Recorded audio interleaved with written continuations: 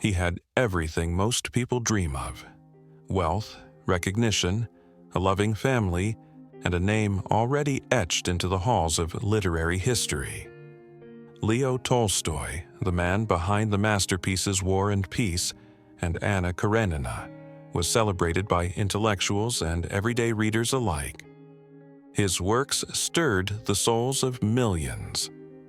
And yet, at the height of his fame and success, an unshakable question began to haunt him. A question so profound, so unsettling, it threatened to unravel the very fabric of his existence. If everything ends in death, what meaning does life truly hold? This wasn't a passing philosophical musing. It was a crisis of existence that consumed him from the inside out.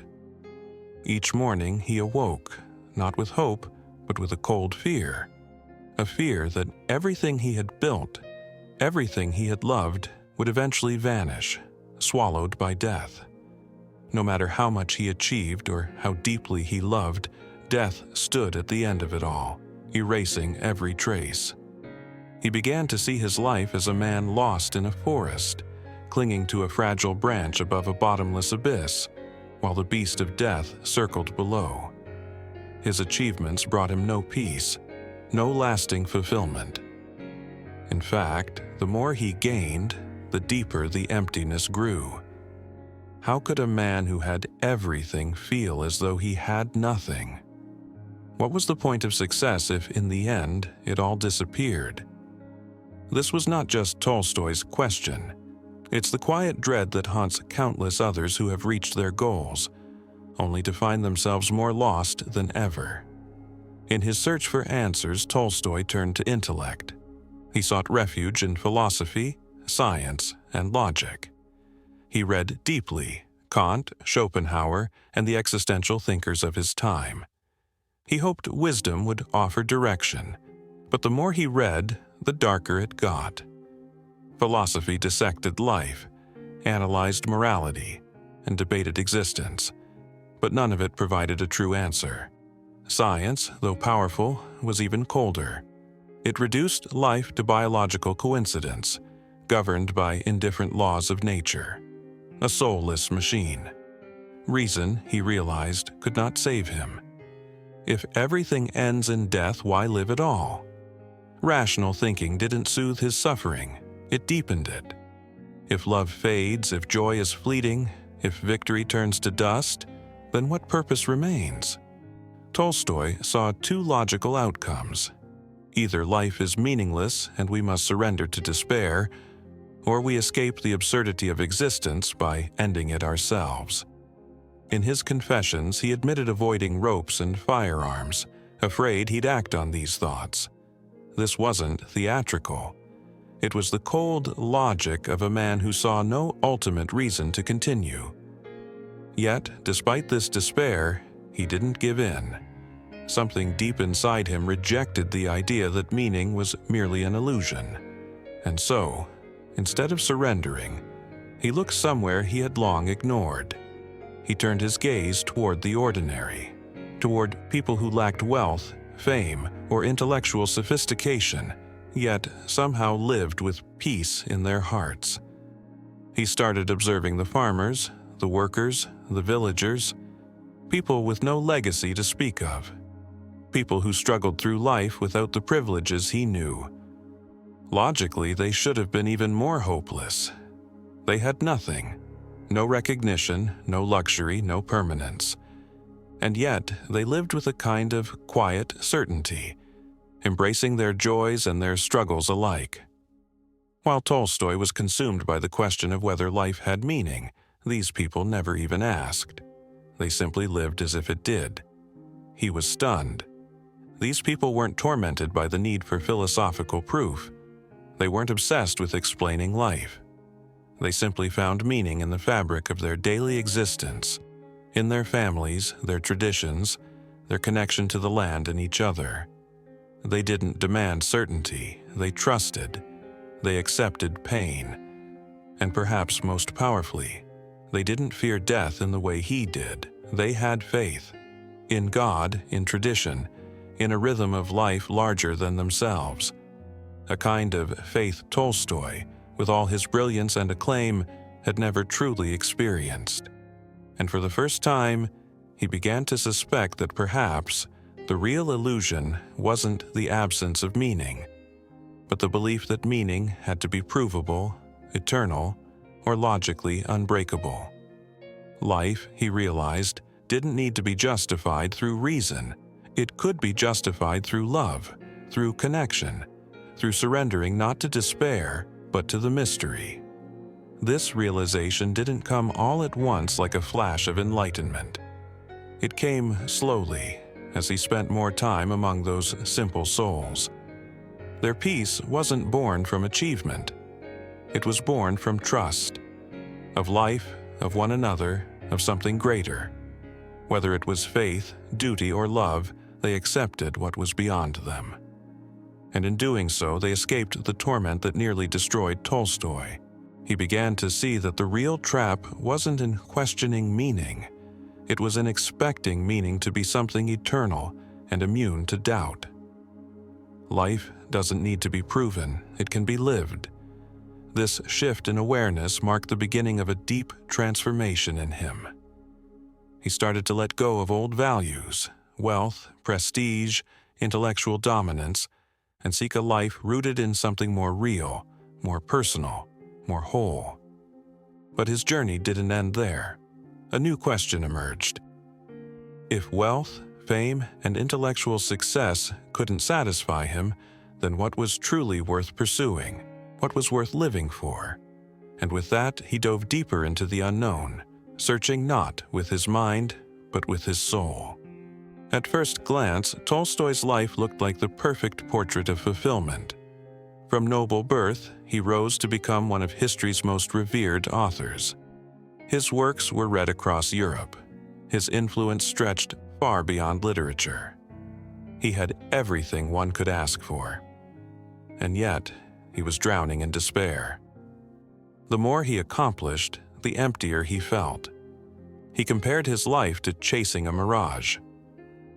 Every time he reached what seemed like an oasis, he found only dry sand slipping through his fingers. He had achieved all that society called valuable, and still found only hollowness. His books, his legacy, his influence, none of them could answer the question that haunted him. What does it matter if death erases it all? He came to see that success itself was the illusion.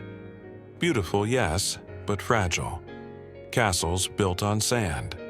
It was not a philosophical idea, it was a wound, raw and existential. And he knew he wasn't alone. All around him were people chasing the same false promises, hoping the next victory, the next applause, the next milestone would finally bring peace. But peace never came. And so Tolstoy turned his search outward. If his own achievements couldn't bring meaning, maybe humanity's greatest accomplishments could. He explored art, science, politics, philosophy, all the heights of civilization. But the more he looked, the more he saw their limits. Science could explain the mechanisms of the world, but not its reason for being. Art could express sorrow and beauty, but not resolve the absurdity of existence. Philosophy could question reality, build complex systems of thought, but not answer his aching question: why live if everything ends in death? Even morality, the foundation of ethics, seemed powerless before the finality of death. If everything ends, if every civilization crumbles, if every triumph turns to dust, was all human effort nothing more than a distraction from the truth? He realized even the greatest minds in history had wrestled with the same abyss, and none had conquered it. Some accepted the absurdity and lived on. Others sought solace in fleeting pleasures, but none of it felt true to him. He didn't want comfort. He wanted truth. And that truth, at that moment, was terrifying. Progress had given humanity knowledge, power, art, but not meaning. Neither personal triumphs nor collective achievements could fill the void. So, where else could he look? He began reflecting on those around him, his peers, artists, aristocrats, thinkers. Many, though they wouldn't admit it, lived in quiet despair. Some buried it under consumption. Others hid in endless activity. But beneath the polished exteriors there was an unspoken truth. They were all just as lost. He saw it in the anxious eyes of writers worried their next work wouldn't be enough, in noblemen trapped in cycles of excess and boredom, in scholars who prided themselves on intellect but found no joy in their discoveries. They had everything society cherished: money, status, admiration, and yet they wandered through life as if searching for something just beyond their grasp. Worse, most had stopped searching altogether. They accepted the emptiness as normal, as inescapable, but Tolstoy couldn't. He refused to believe life was just a dazzling performance, that the only choices were distraction or despair. If meaning didn't exist in the world of success, then it had to exist somewhere else. And so, in the depths of his hopelessness, Tolstoy turned away from privilege and toward the humble. If those with the least were the ones who lived with the most peace, perhaps the answer had been there all along. He looked again at the laborers, the farmers, the hands that built homes and tilled the soil. People who lived without intellectual comforts, without prestige, without acclaim, yet woke each day without fear, without questioning their worth. They lived not with doubt, but with calm, not with anxiety, but with quiet faith. This contrast shook him. Why did the privileged suffer from existential despair, while those with so little carried such certainty? What did these people know? What had they understood that the scholars and visionaries had missed? This, he realized, was the turning point. The answer would not be found in brilliance, in accolades, or in great legacies. It would be found in something far more profound and far more simple. And for the first time, Tolstoy let himself truly listen. While artists created beauty and scientists explored the mechanics of life, one question remained untouched. If everything ends in death, why live at all? Tolstoy, gripped by this silent despair, turned his attention toward those he had once overlooked: peasants, laborers, the humble, and the poor. People who lived far from aristocratic comfort, with no wealth, no education, and no time to ponder life's great questions. And yet, these same people carried within them a peace that even the most enlightened scholars seemed unable to reach. They were not haunted by the same existential dread. They worked, they loved, they suffered, they aged, but they didn't question the meaning of it all with torment in their eyes. This contrast shook Tolstoy. How could those who knew the least about philosophy understand the most about life? How did they wake up each morning without the crushing weight of dread? At first, Tolstoy assumed their peace was a product of ignorance, that they didn't ask because they couldn't. But as he spent more time observing them, something remarkable became clear.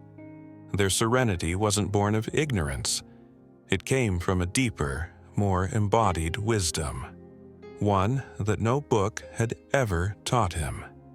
He began to immerse himself in their world. He spent time with farmers rising at dawn, with craftsmen building homes with their bare hands, with mothers carrying generations forward through quiet acts of love and sacrifice. These people didn't philosophize about meaning. They lived it. Their lives were guided not by abstract ideals, but by purpose embedded in their daily actions. A farmer didn't ask whether life had meaning. He woke up and tilled his soil. A mother didn't question if love was real. She embraced her child. A carpenter didn't ponder the value of his work. He simply shaped wood into something useful. Their wisdom wasn't intellectual. It was experiential. While philosophers debated the purpose of existence, these people practiced it with every breath. They found meaning not in theory, but in the rhythm of the seasons, in the birth of a child, in the continuity of tradition. Their philosophy was not written in words, it was lived in action. Tolstoy began to see something he had missed all along. Meaning isn't something to be discovered through logic. It's something to be lived. And there was something else. Something even more profound. Nearly all of these simple people shared a quiet but unshakable faith. Whether in Christianity, in folk tradition, or in the natural order of the world, they believed in something greater than themselves. Not because they had proven it through theology or reason, but because they felt it deep within. Their faith wasn't an escape. It was a form of strength. It allowed them to endure suffering, to accept death, and to face life's uncertainties with calm. They didn't try to create meaning from nothing. They didn't see themselves as isolated minds struggling against a meaningless void. They saw themselves as part of a greater whole, as threads in the fabric of something sacred. For years, Tolstoy had dismissed religion as outdated myth, useful only for those too weak to face the truth. But now he began to see it differently. These people weren't using faith to escape reality. They were using it to live more fully within it. Their belief in God, in duty, in the sanctity of life, gave them a strength Tolstoy's intellect never could. They did not fear death as he did, because they didn't see death as the end, but as a return to something eternal. And here was the most humbling realization of all, maybe the key to the peace he had always sought, the peace that had eluded him through all his wealth and brilliance, had been hidden in the very thing he had rejected. This discovery was a turning point. For all his life, Tolstoy had believed that true understanding came only through analysis, reason, and intellect. But now he saw that there existed a different kind of knowing, one that could not be written down, dissected, or proven. It could only be experienced. This wisdom wasn't found in books, it was found in life. Not in the mind, but in the heart. Not in the pursuit of greatness, but in the connections we form with others, and with something larger than ourselves. He realized that life does not surrender its meaning through endless questioning. It offers it through love, through presence, through surrender. His crisis had nearly broken him, but in the lives of the very people he once overlooked, he found something unexpected. Hope. A quiet, steady hope. Not the kind born from distractions or intellectual justifications, but from waking up each day and choosing to move forward despite the pain. From trusting that life, in its simplicity, already carries the answer we seek. Tolstoy now stood at the edge of a new understanding, one that would forever alter the course of his life. For years, he had sought meaning in status, success, and intellect, and had found only emptiness. He had turned to philosophy and science, hoping for a satisfying answer. But no thinker had resolved the question that tormented him. At one point, he even wondered if life was a cruel joke, a meaningless march toward death. And yet, his journey took an unexpected turn. The answer wasn't hidden in grand theories or elite discussions. It wasn't something to be invented. It had been there all along, waiting to be seen. Tolstoy's enlightenment was simple, but profound. The meaning of life isn't in our thoughts. It's in how we live, not in the mind, but in the heart. Not in personal achievement, but in connection. Not in conquering life, but in surrendering to it. The greatest philosophers of his time tried to build meaning through logic, but logic had failed him. The peasants, the laborers, the poor, they had shown him something deeper. Their lives weren't centered around ego, but around duty, love, and faith. They didn't analyze meaning, they lived it. And in doing so, they carried a peace Tolstoy had spent a lifetime chasing. He realized he had been looking for something that couldn't be found in thought alone. Meaning wasn't a puzzle to be solved. It was a reality to be lived. And as he embraced this truth, The despair that once consumed him began to fade. He transformed. He let go of the belief that personal success could bring lasting fulfillment. He stopped seeing himself as a solitary being trying to create meaning from nothing, and began to see himself as part of a sacred, interconnected whole. Life was no longer a race for greatness. It became an opportunity to serve, to love, to give. He turned away from the empty games of status, recognition, and intellectual superiority. None of them compared to the deep, unshakable sense of meaning he found in the simplicity of life itself. He wrote about this transformation in his book A Confession, describing how he once believed meaning had to be invented, but came to realize it had always been there, waiting to be recognized. He no longer saw life as a riddle to be solved, but as an invitation to surrender. His awakening wasn't just personal, it redefined his entire worldview. In his early novels, he explored the complexity of human nature. In his later works, he sought the essence of life itself. He began to write about morality, faith, and the soul. He championed simplicity, humility, and nonviolence, often clashing with the Russian Orthodox Church and the aristocracy. He gave up his wealth, dressed like a peasant, and donated much of his estate. He lived modestly and advocated for the rights of the poor. He no longer believed that power lay in governments or institutions, but in the hearts of individuals who chose to live with truth and love. In his final years, he embraced this philosophy with radical devotion. He rejected privilege and embraced the simplicity he had once ignored. And in doing so, he found something he had never known in his years of success: peace. He no longer feared death because he no longer saw himself as separate from life. He had abandoned the illusion of control and accepted the truth that meaning is not something to be earned, it is something to be lived. Tolstoy's journey speaks to the deepest fears and longings of the human soul. In a world that tells us meaning comes from achievement, recognition, and intellect, his story offers another path. Maybe meaning is not something we chase. Maybe it's something we've had all along, in the love we give, in the kindness we show, in the simple sacred act of being. Tolstoy's revelation was not the answer he expected. It wasn't a theory or a secret formula. It was something so simple. We often miss it. The meaning of life is not what we think. It's how we live.